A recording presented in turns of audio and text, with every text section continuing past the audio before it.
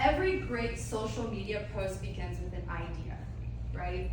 And the idea here, we decided to take advantage of the National Rescue Dog Day, which is super on brand, right? And when we meet with the stores and corporate, we get the idea as to what the store specifically can do to market this event. So, specifically, the idea was for a 20% discount for all customers that come in and donate supplies that go towards the Humane Society. Once the store approves it and likes it and is happy with it, it then goes to us and the Digisphere team. We're able to sprinkle it onto different platforms. First and foremost, we put it on the microsite. The microsite has a dedicated event page where we put the graphic, and we're able to put more content that is associated with the event. And the important part about this is for SEO. SEO is keywords that are specific to your store, like women's clothing in San Antonio, or women's shopping in Cherry Hill, women's clothing boutique, Myrtle Beach. These are all keywords that customers are searching when they're looking to shop, right? So the reason behind having this dedicated page is to put those keywords in and make sure you are found. We also have a dedicated URL at the top of the page that we can use and put out on other third-party platforms, such as like Facebook event with the graphic. We're also able to put it on the Google Business Profile page. Now it's an option to make it into a social profile and a social posting platform. You're able to put events, updates, promotions, so when anyone is looking for a boutique near them, they're able to find your Google My Business page, and they're able to find your event, sale, and promotion.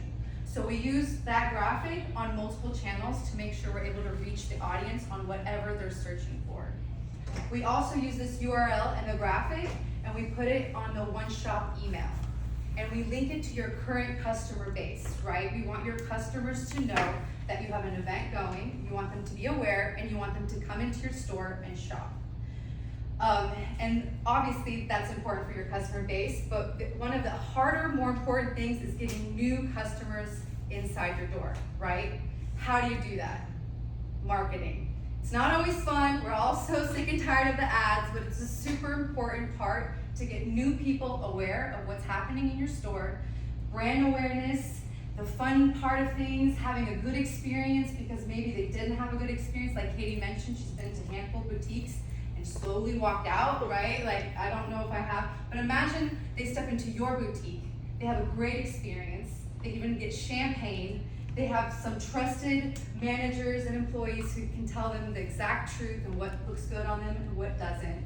This is all part of what's important when you're marketing and showing what your graphic and your brand is, and through marketing.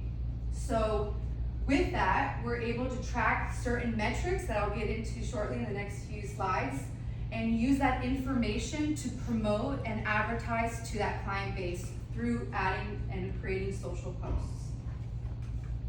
3 puppies got adopted that one. Oh, yeah. There you go.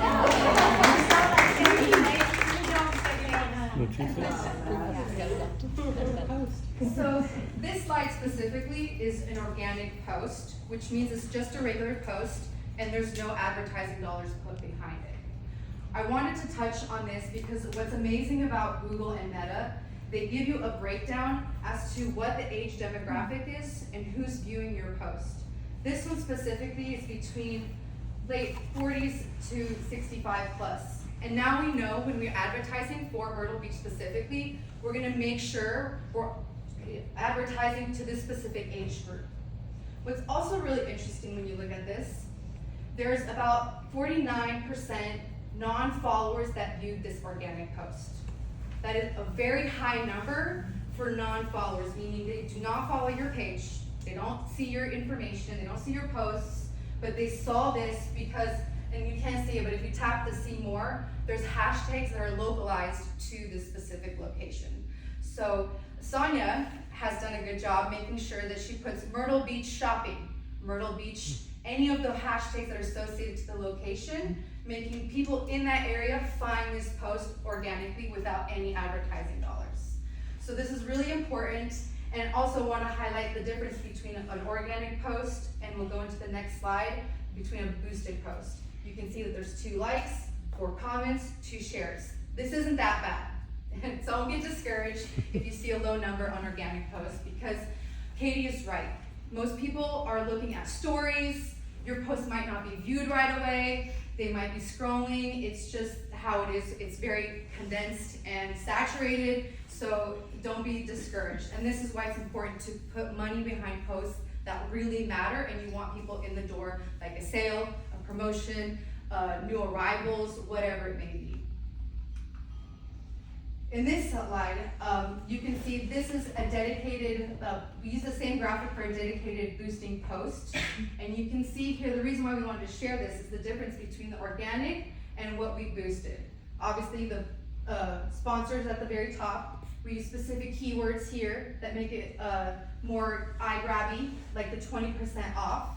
We use the graphic that Katie created and the call to action. We want them to be interested to go to the event. And then you can see here, 143 likes, hearts, any kind of reaction, and 2 comments. Very big difference between organic and paid. This had a lot more eyes on it and reactions, and we wanted people to be interested and attending the event. And this next slide here, we have an overview of how the ad performed and the budget we used that was specifically to this event. We spent $100 and we had 82 event responses, meaning 82 people said they were interested or going to attend. Doesn't mean that they all do or don't, but it is a good indicator that 82 people have seen this by putting $100 on this ad and wanting to attend and shop. This slide here gets more granular. You can see that out of the $100 with the 82 event responses, we spent about $1.22 per interest or response, which is a very good number. In marketing world, you don't want to max out after $3. That's you're spending too much to get an interest.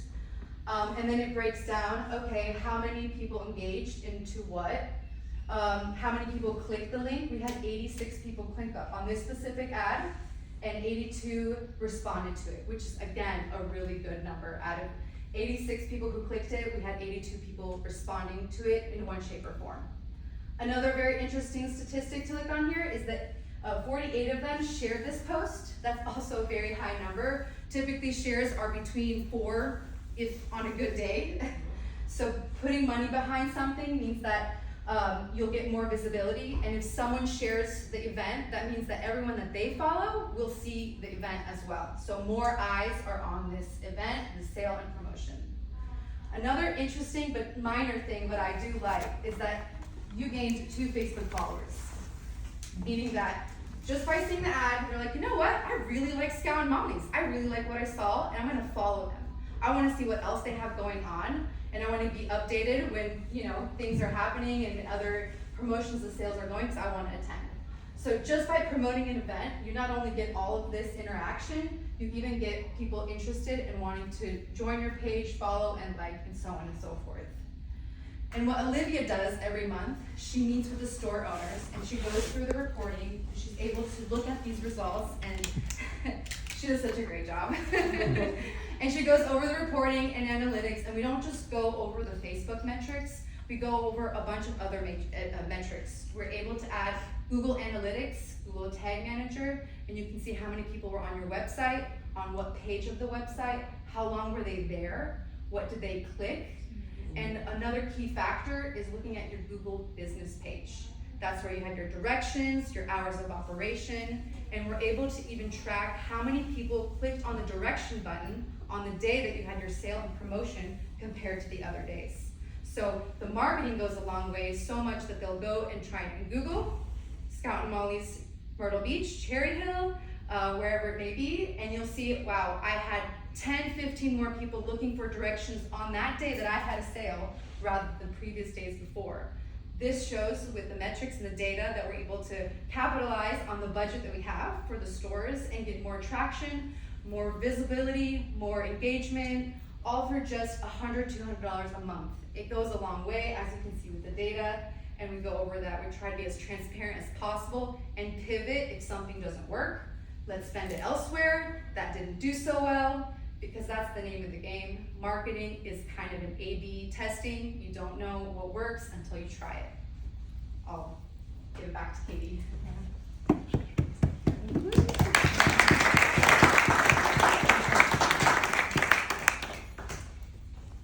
So like Catherine said, Digisphere does a great job of helping you decide where that marketing material should go. What day should I put money behind it? If not, when? What to do? Now, they do that. How do we know that it works?